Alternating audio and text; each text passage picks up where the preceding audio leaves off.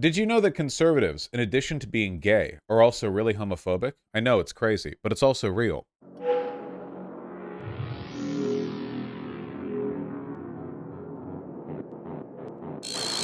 Gruesome details released in gay activist couples' crimes and their adopted son. Warning on content. Sounds bad. Wouldn't know. Haven't clicked on this.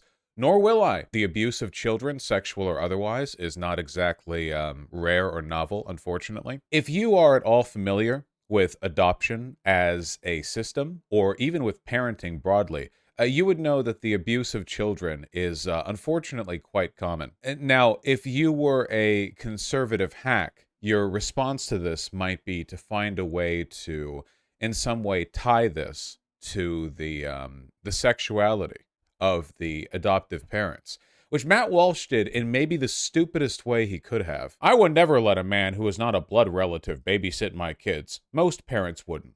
And yet, we let male couples adopt children and then act surprised when this happens. It's not surprising. Horrific, infuriating, gut-wrenchingly disgusting and evil, but not surprising. So there are layers to this, which I find quite funny. So first of all, the premise that he seems to be selling here is that men are innately disposed to sexually abusing children, which, first of all, is a remarkable thing to say.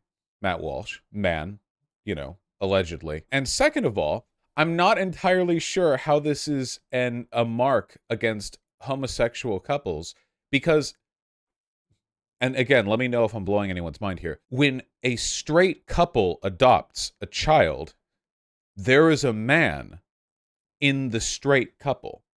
So a gay couple will have two guys, but a straight couple will have one guy, which is one fewer guy, but still more than zero.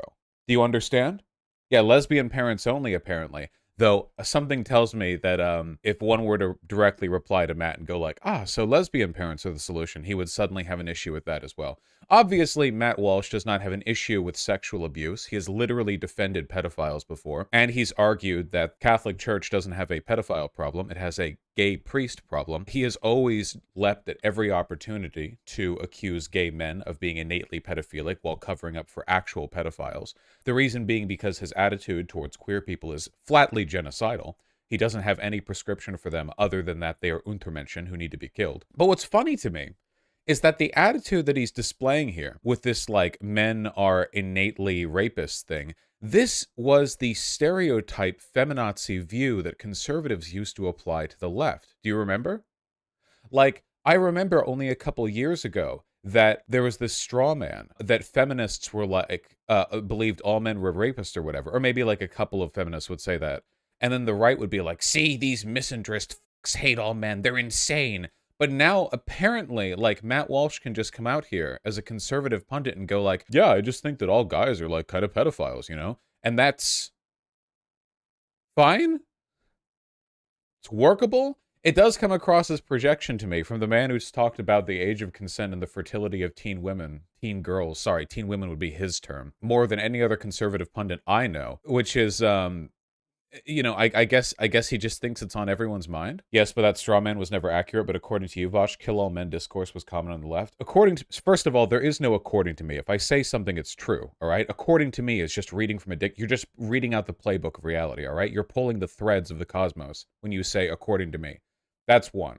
For two, the kill all men discourse has been satirically adopted widely on the left. Sincere kill all men types are not super common and not representative of the broader movement. It's also worth pointing out that online leftists, with the exception of me and me alone, and all of you, thank you, are f***ing insane and not generally representative of the broader progressive communities that they tend to be a extreme minority within. Either way, I'm telling you, man, you go back a couple of years and you make this argument right here as some kind of like rad femme, and the Gamergate guys would have been all over it.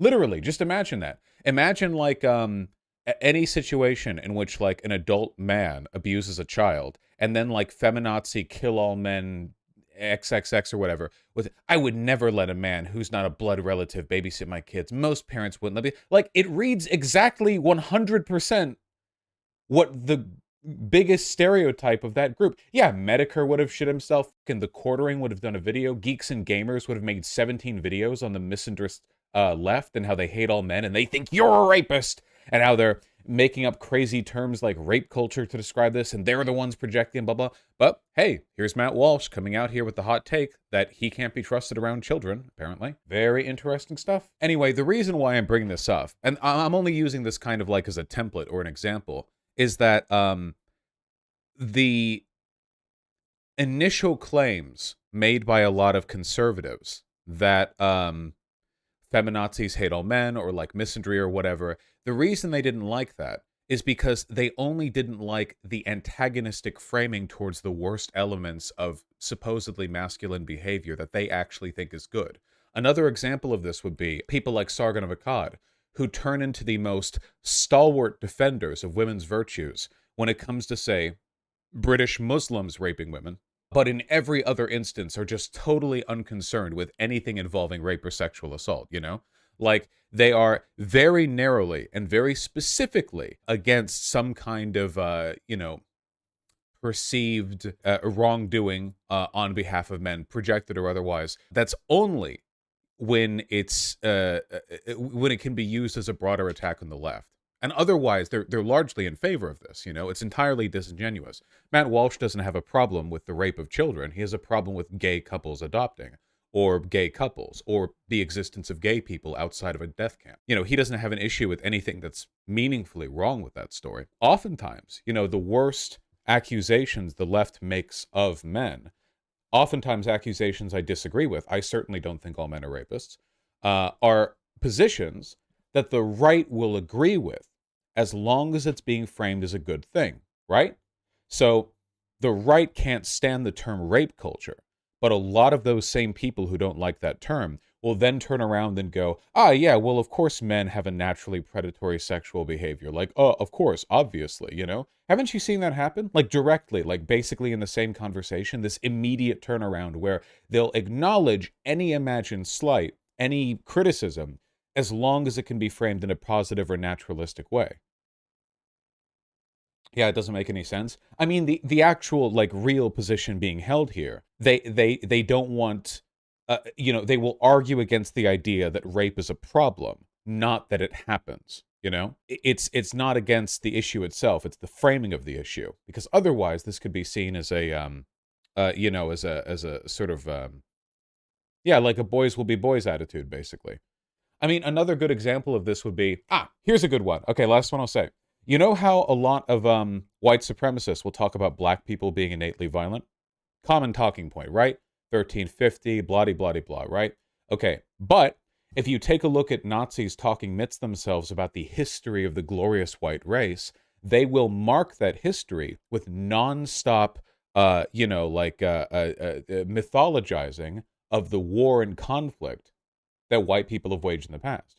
So, like, weirdly, violence is bad when it's like a black teenager getting into a fight on a subway train, but a war that kills 40 million people, actually, like, that's the glorious white race gloriously glorying its way across their providence.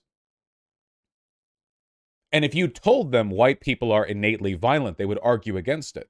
But then they'll go around and say, oh, white people aren't innately violent, we're just conquerors. You see, the issue they have isn't with the actual claim, it's with the framing. You guys get what I'm talking about?